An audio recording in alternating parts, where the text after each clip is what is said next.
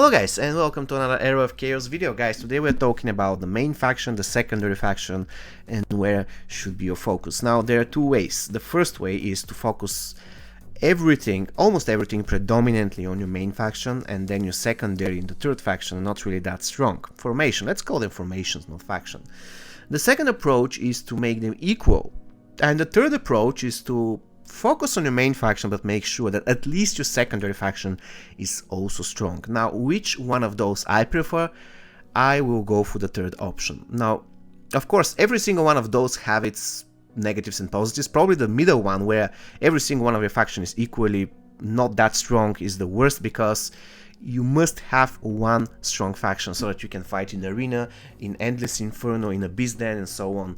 But if you don't have even one very strong faction, then you cannot really perform good in those events, so you won't be that successful in the game in general, unless you are Kraken. Of course, if you're a huge Kraken, then you can develop everything to the maximum, and that's the best option. But if you're not Kraken, then where is the middle ground? In my opinion, what I love to do is I develop my main faction, and I always prioritize my main faction. Currently it's Tower, however recently I really hate Tower at this point. I'm so sick and tired of Astro. I want to change my main formation, and probably I will turn Inferno for the next couple of months.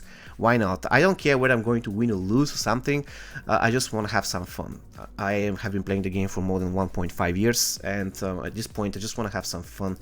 I am sick and tired of playing one formation all the time. But if you're not me, which would be the case, if you want to be successful in the game, I would advise you to prioritize your main formation, invest heavily there, but don't overdo it. Make sure that your second formation always gets some attention.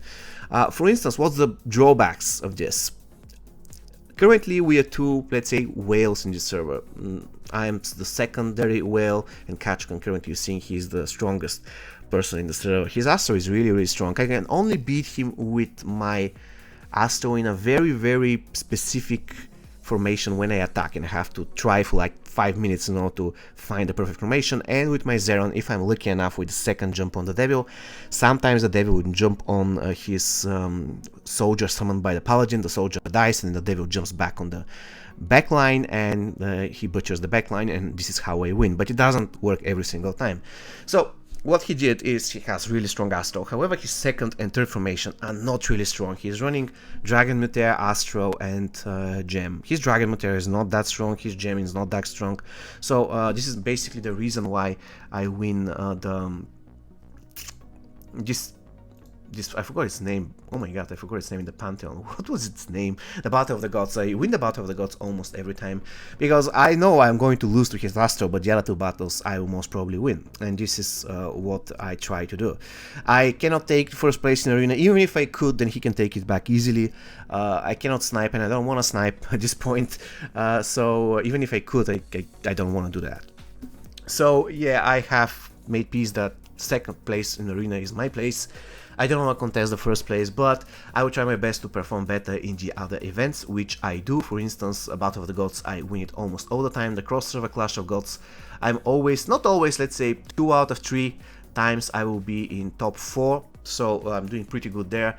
And also another event, the Holy City Siege, I also perform pretty good there, for the reason that I have one main formation and 2 formations that are pretty strong. Even though currently my Inferno is I prefer to use it in many game modes to my Astro, even though my Astro is stronger. The reason why I use Inferno is because my main source of damage in Astro, guys, my main source of damage is the Naga. And do you know what happens to the Naga if I face enemies 5 times my power in PvE? She dies.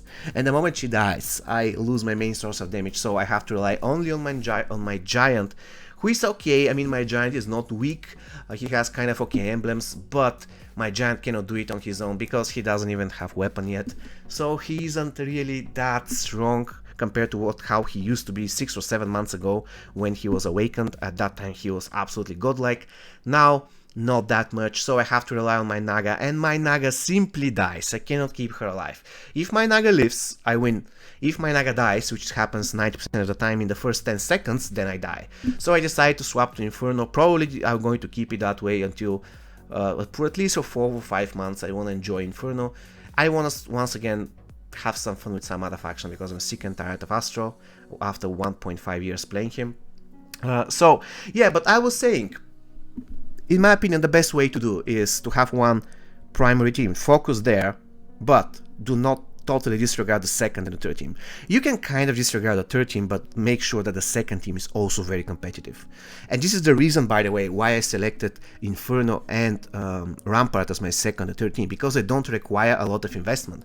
Inferno requires Devil. I know currently Devil is not enough. You need to have another damage dealer. So I am working on, actually I'm done with working on the Dark Elemental, and I even went that far. If you see, if I go to the Arsenal, I go to Battle Formation, you can see in Conflux, I developed it to level 2 so I can get this bonus 5% unit damage when against burning enemy units, and if I put this guy in Inferno team, the units will be burning most of the time, so this is the main reason why I invested here. But my Inferno is pretty cool at the moment. I absolutely enjoy it. Once again, Inferno has one SSR, so basically this means one weapon, one-time investment. The Rampart has one SSR, so basically mean that one weapon. I'm sorry. When it comes to the weapon of the Druid, I am not really a fan of it. I just awakened it so I can root one of the enemies in the beginning of the match. Apart from that, I'm good. So basically what I'm saying is that I don't have to spend crazy amount of money in order to have two competitive teams. If I, for instance, decide to go Astro and Dragon Muter in one, let's say Astro is my first, Dragon Muter second, or vice versa, then I'll have problems because it's really expensive to make Dragon Muter formation work. If you're free to play, then I've never seen a competitive free-to-play Dragon Muter user. Never. Ever. I've seen very strong Rampart free-to-play players, but I've never seen competitive Dragon Muter user, and I've only seen it once. I'm not talking about huge Krakens because their money factor is non-existent, but I've only seen one person who has a really strong Astro and really strong Dragon Muter. Only one person. Everywhere else, the Dragon Muter or the Astro, if they're secondary or third formation, is simply underwhelming. And yeah, this is the reason why basically I win the Battle of the Gods. The Astro I talked about, he has Dragon Muter and Gem, so his Dragon Muter is his second formation, and she's quite weak. I can beat her easily. So yeah, basically this is what I wanted to talk about. For one thing, you have to go and make sure that your main formation is strong, because you need it for arena, you need it for many PvE events where you require one strong team. You cannot just have all three teams to be equally not that strong, because how are you going to be successful in PvE, right? In arena, you need to have one really strong team. Then the secondary team, it shouldn't be prioritized over the first team, but it shouldn't be left behind. You have to make sure that your secondary team is strong. And the third team, always everywhere the third team is Rampart, once again, because the Rampart requires the least amount of investment. Only one SSR, only one SR+, and this SR+ is not really that strong, not really that paramount for success if you run Rampart. So basically this is it, guys. I hope this video was useful to you, and see you next time. Take care.